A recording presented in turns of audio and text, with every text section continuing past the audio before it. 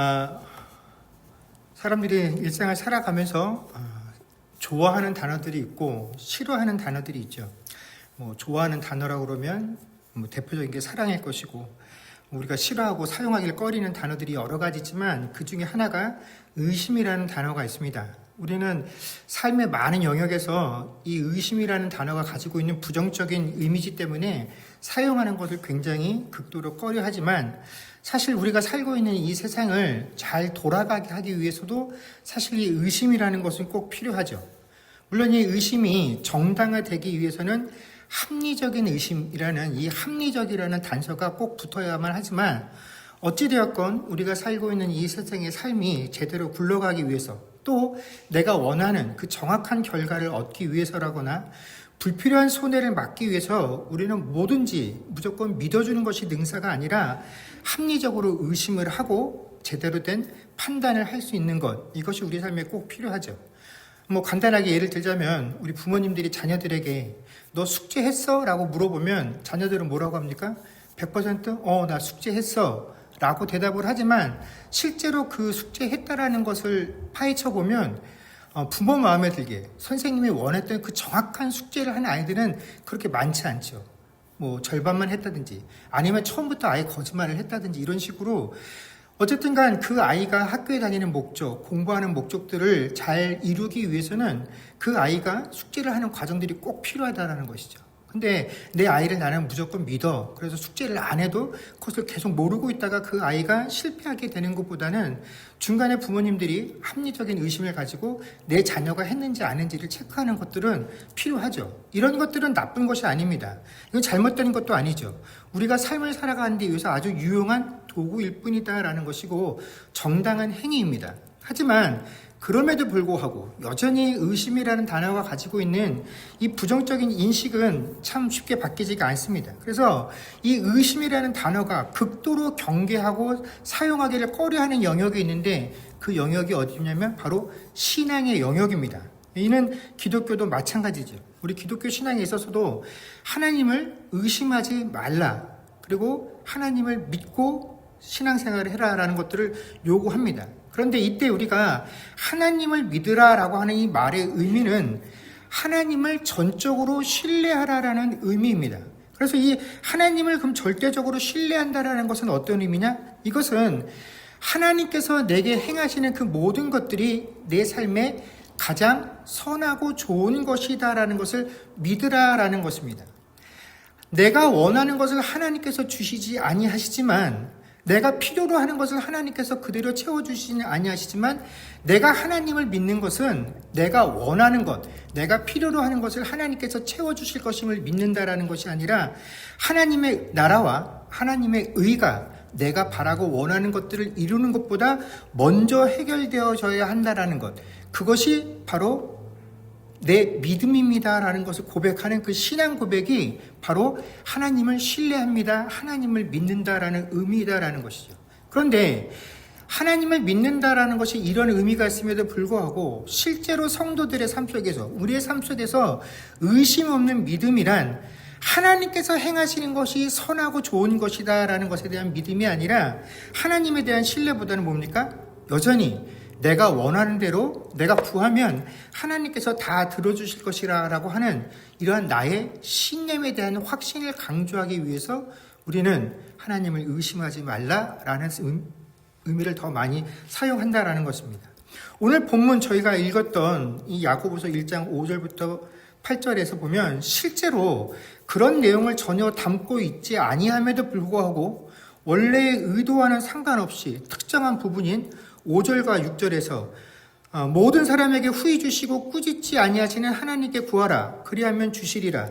오직 믿음으로 구하고 조금도 의심하지 말라. 의심하는 자는 마치 바람에 밀려 요동하는 바람물결 같으니 라고 하는 이 두 구절의 부분만 뚝 떼어서 인용을 해서 이 전체적인 말씀이 우리에게 주시고자 하는 의미도 잘못 이해하고, 또 잘못된 그 의미들을 가지고 우리 실제적인 신앙의 삶 속에서 사용하고 있는 대표적으로 잘못된 인용 구절이다라는 것이죠.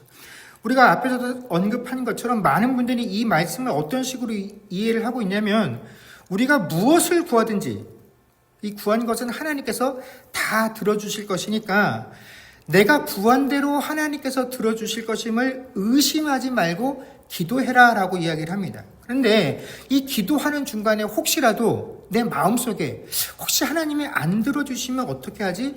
정말로 하나님이 들어주실까? 하는 이런 식의 생각을 조금 더 가져서는 안 된다라고 가르치는 것이죠. 그래서 이런 생각을 가지게 되는 순간, 이런 생각이 드는 순간 이게 곧 뭡니까? 하나님을 의심하는 것이 되기 때문에 그 의심 때문에 네가 응답을 받지 못하게 될 것이다 라는 식으로 이 본문을 이해하고 받아들이고 있다는 것입니다. 그러나 여러분, 참된 믿음이다라는 것은 하나님을 신뢰하는 자가 기도한다라는 것은 이런 것이 아니죠. 우리가 겟세마네 동산에서 예수님께서 십자가에 잡히셔서 십자가에 죽기 직전에 기도를 기억하고 있습니다.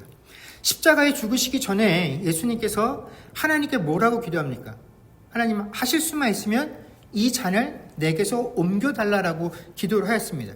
이게 진짜로 예수님께서 원하셨던 것이죠.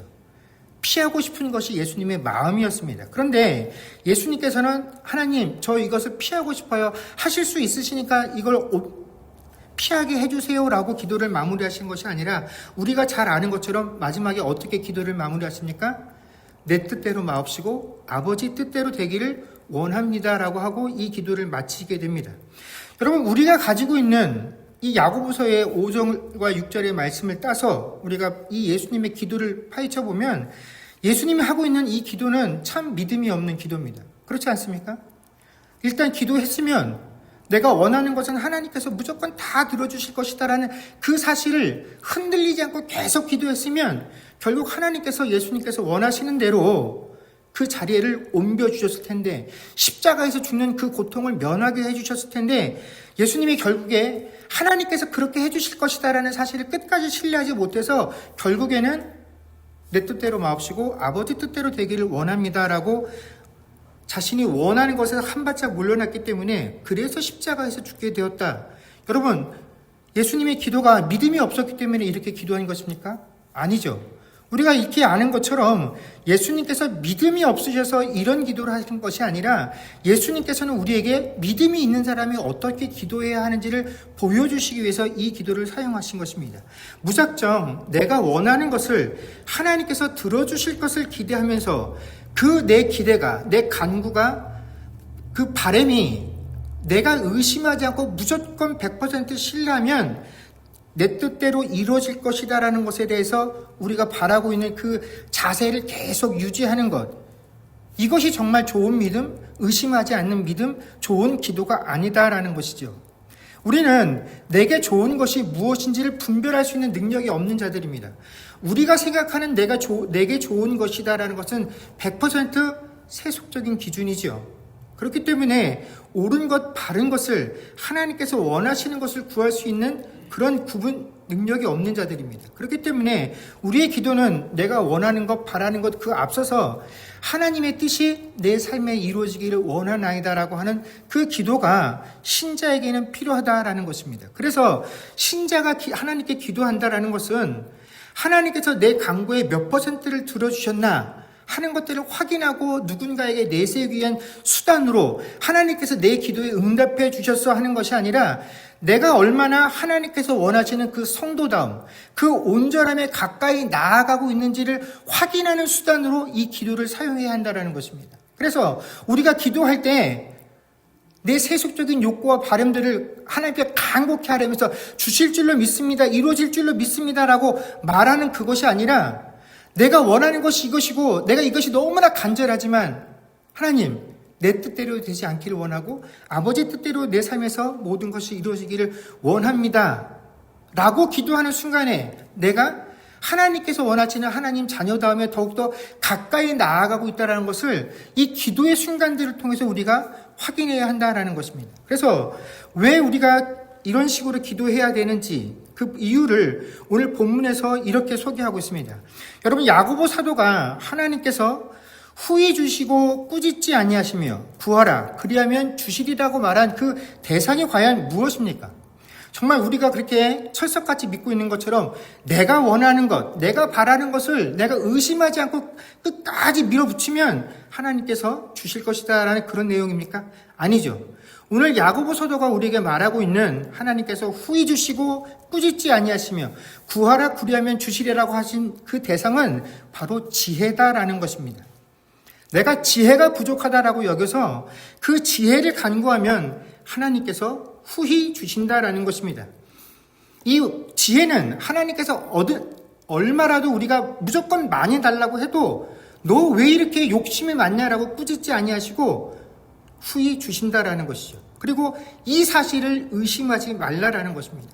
내가 원하는 것이 아니라 지혜를 달라라고, 아니 지혜는 꼭 달라고 하라고 요구하고 있는 것이죠. 그렇다면 왜 야고보 사도는 지혜를 구하라고 하나님의 자녀들에게 권면을 하고 있는 것일까요? 그래서 저희가 지난주에 살핀 것처럼 이 하나님의 백성들은 세상을 살아가는 동안에 여러 가지 시험을 만나게 됩니다.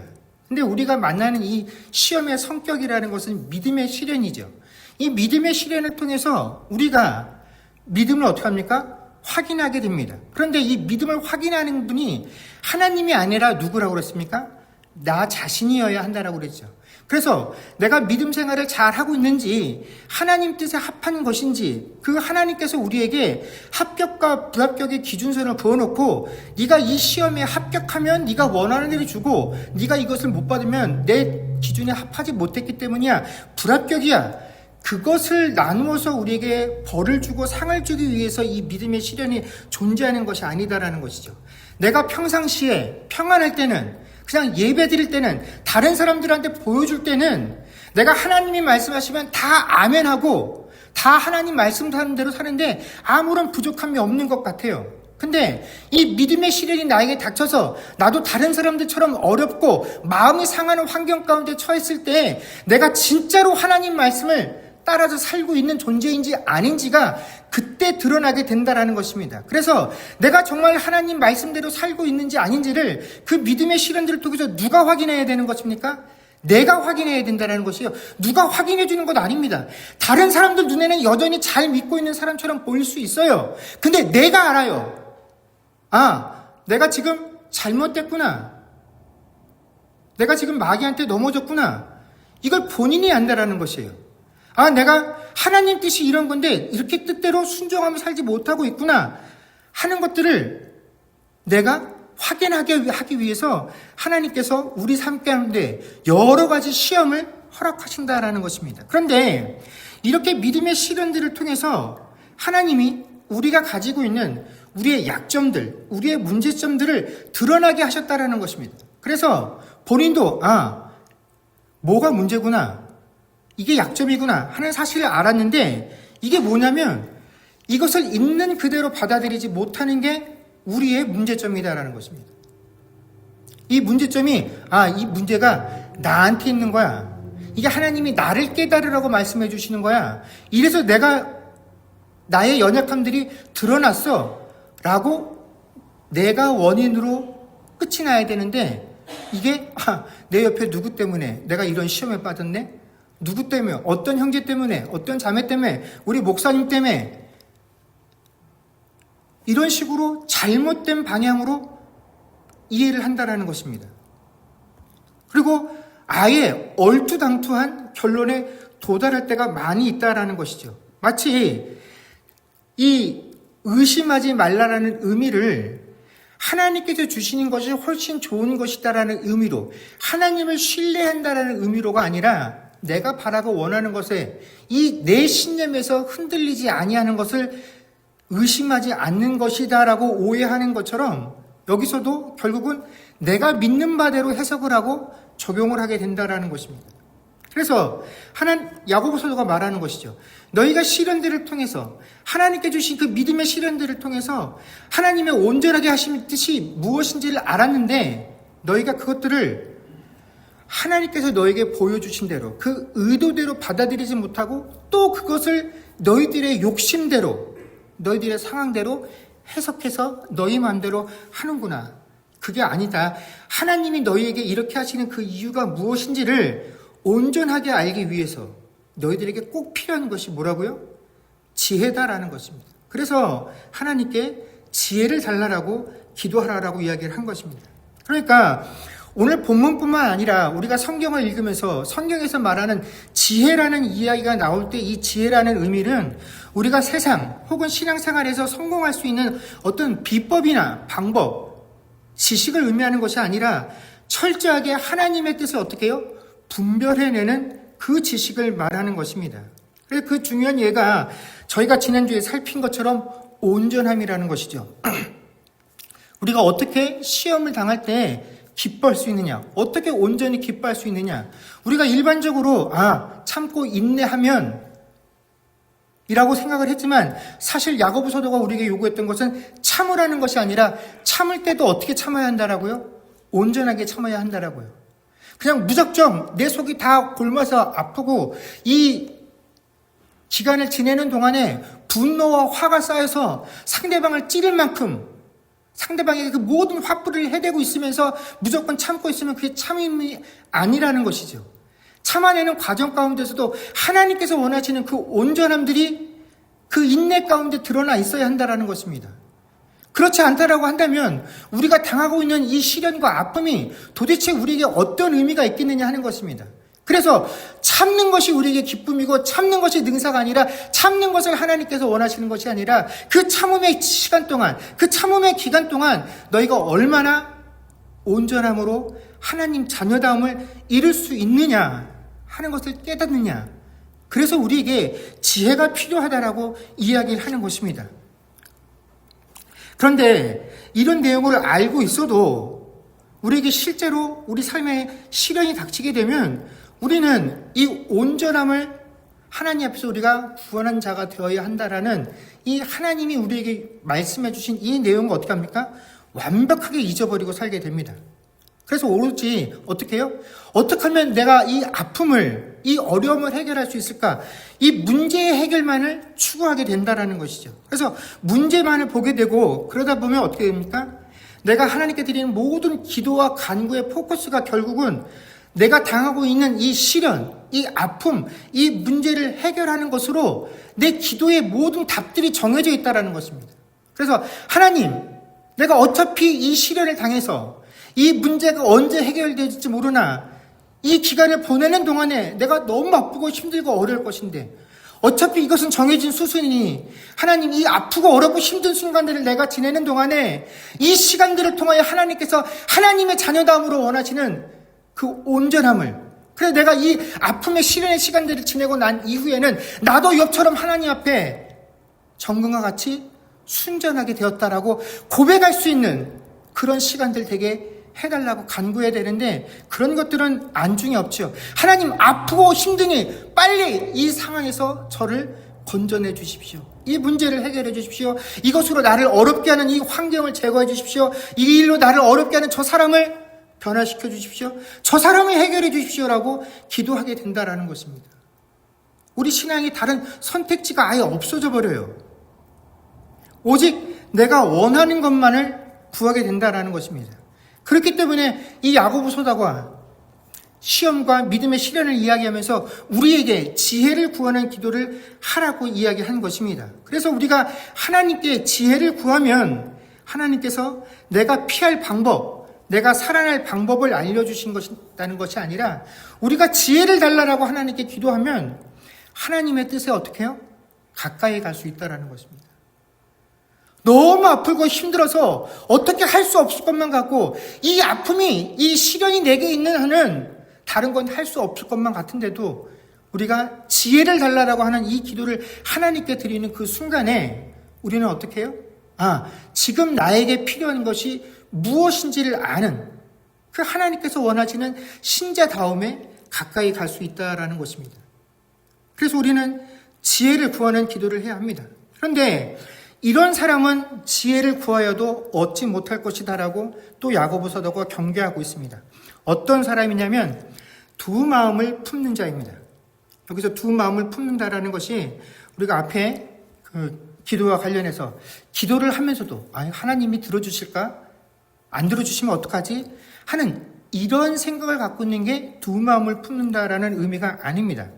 사실 이 본문 속에 있는 두 마음을 품는 자라고 하는 이 단어만 가지고는 이 단어가 뜻하고 있는 의미가 무엇인지를 정확하게 파악하기 어렵죠. 그런데 오늘 본문에는 이 두 마음을 품는다라는 것과 대비되어지는 하나님의 성품이 한 가지 소개되어져 있습니다. 이게 어떤 거냐면 바로 5절에 등장하는 모든 사람에게 후히 주시고 할 때 그 후히 주시는 하나님에서 바로 그 후히라는 단어가 이 두 마음을 품는 것과 반대되는 의미이다라는 것입니다.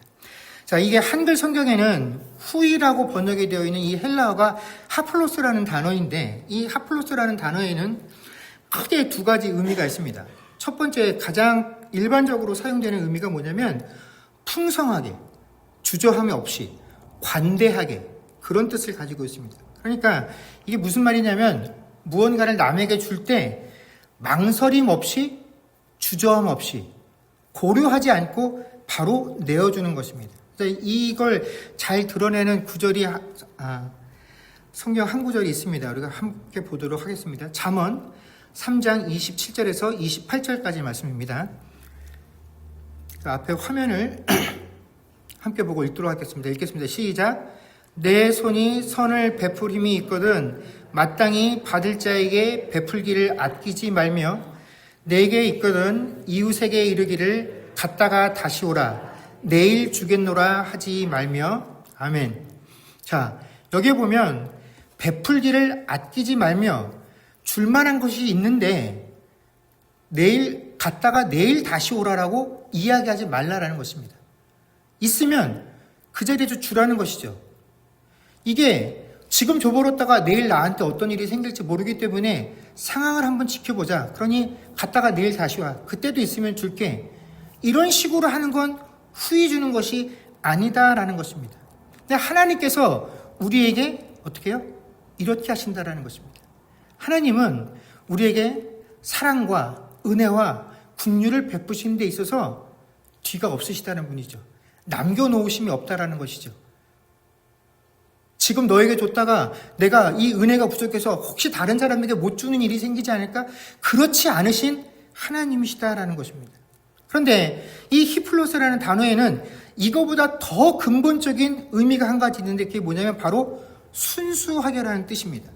이 순수하게가 어떤 의미를 가지고 있냐면 주면서 마음속에 1%라도 아까운 마음이 들지 않는 것을 말해요.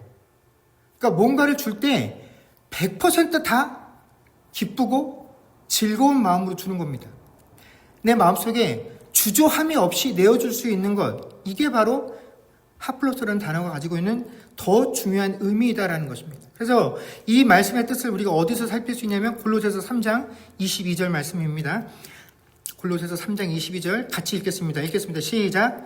종들아 모든 일에 육신의 상전들에게 순종하되 사람을 기쁘게 하는 자와 같이 눈가림만 하지 말고 오직 주를 두려워하여 성실한 마음으로 하라. 아멘. 여러분, 이 골로새서 3장 22절 말씀 가운데서 어떤 게 바로 이 하플로스라는 단어, 남김없이, 마음에 잼 없이 내주는 것이겠습니까? 눈가림만 하지 않는 것을 말합니다. 우리가 사람들은 내어줄 때 어떻게 할 수 있습니까? 떼어놓고도 더 줄 여력이 있음에도 불구하고 어떻게 해요? 그 사람에게 줄 때 내 있는 것 뭐 다 주는 거야. 그러니까 너도 내가 이렇게 어렵고 힘들 때 내 모든 걸 다 털어서 너에게 줬으니까 너도 이 사실을 잊지 말고 내가 어려움 당할 때 너에 있는 걸 모든 걸 다 털어서 나에게 줘야 돼. 이런 식으로 눈 가리고 아웅하듯이 내줄 수 있다는 것입니다. 근데 하나님께서는 그렇게 하지 않으신다는 것입니다.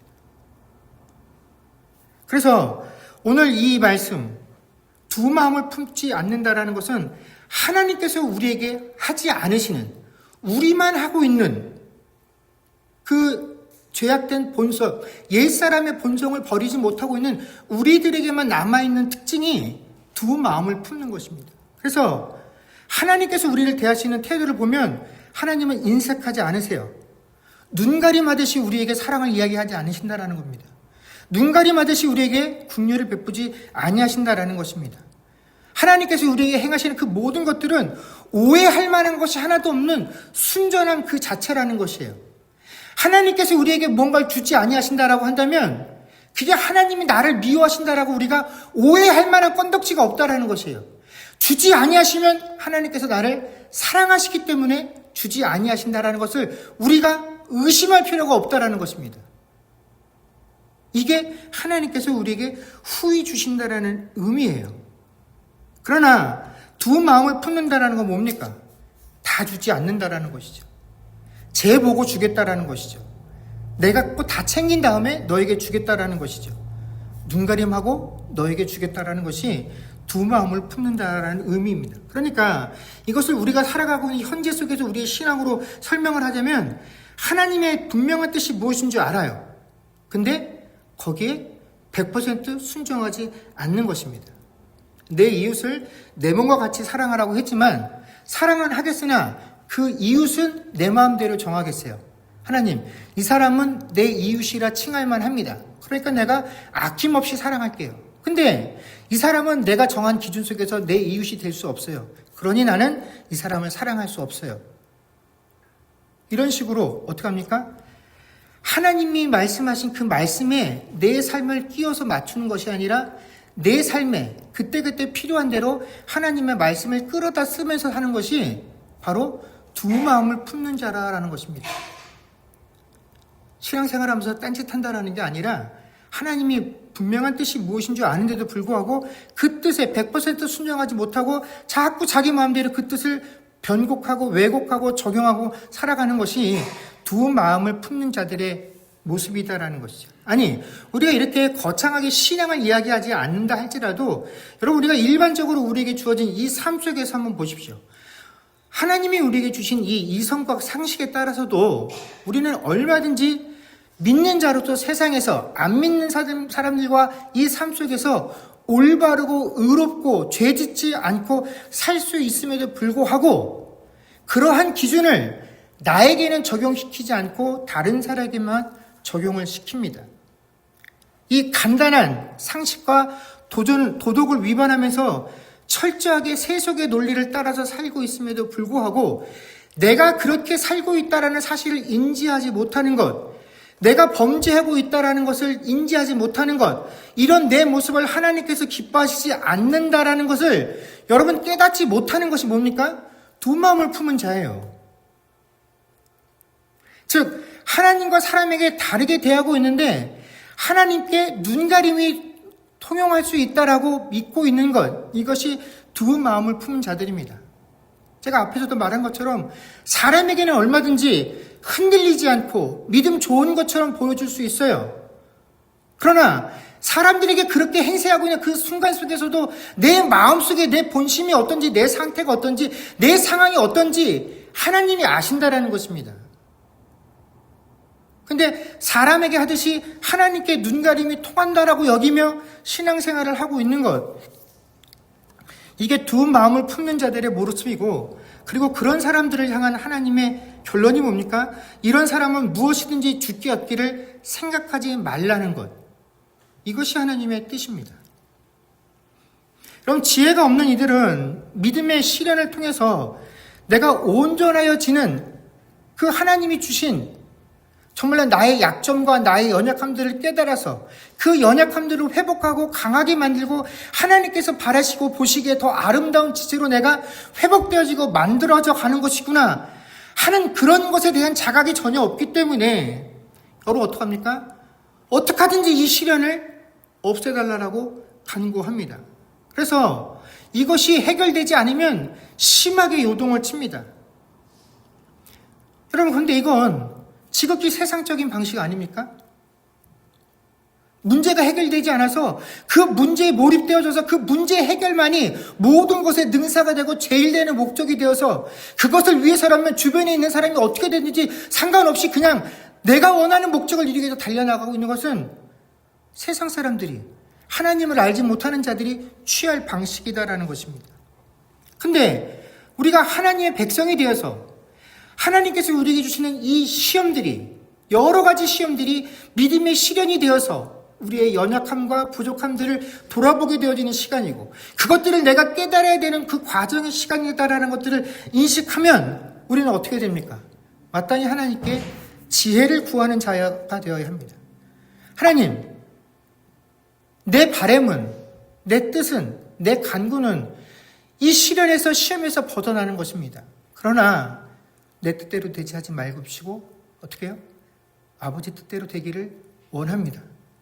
그래서 아버지께서 내게 원하시는 이 모든 시험의 목적, 온전한 하나님의 백성으로 내가 더욱더 자각되고 그 온전함에 더욱더 가까이 나아가는 시간이 되기를 원합니다 하는 그 지혜가 있어야 한다는 것입니다. 그래서 그렇게 하는 과정에서 그 아픔을 인내의 온전함을 이뤄가는 과정에서 하나님의 은혜를 발견하게 됩니다. 그래서 그 은혜를 사모하는 자들이 어떻게 해요?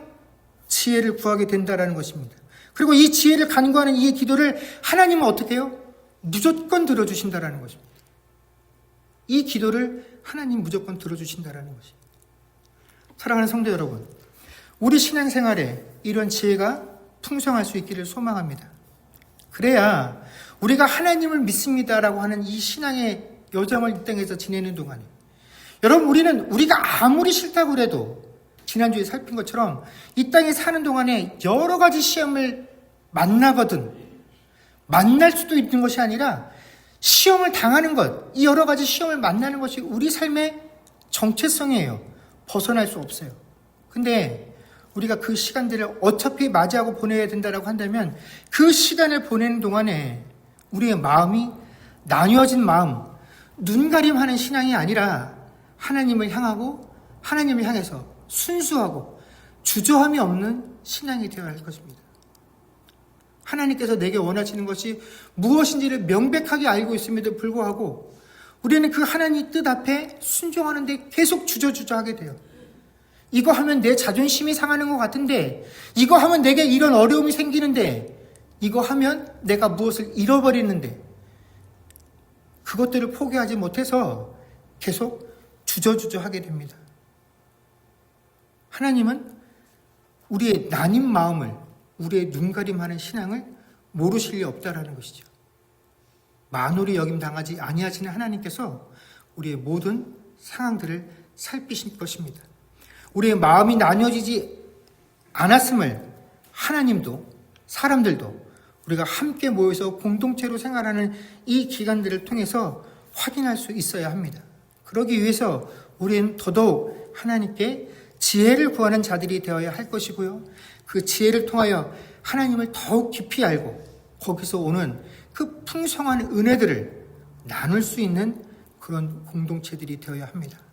이번 한 주간 동안에도 우리의 삶에서 여전히 크게 바뀌는 것들이 없을지라도 우리가 이제는 그 바뀌지 않은 상황 속에서 우리가 무엇을 찾아야 되는지 알았기 때문에 그 어려움 상황 가운데서 하나님께 지혜를 구하고 그 지혜의 순간 가운데 우리에게 허락하신 은혜들을 통하여 더욱더 풍성해지는 삶을 누릴 수 있는 저와 여러분들 될 수 있기를 주의 이름으로 간절히 축원합니다. 기도하겠습니다.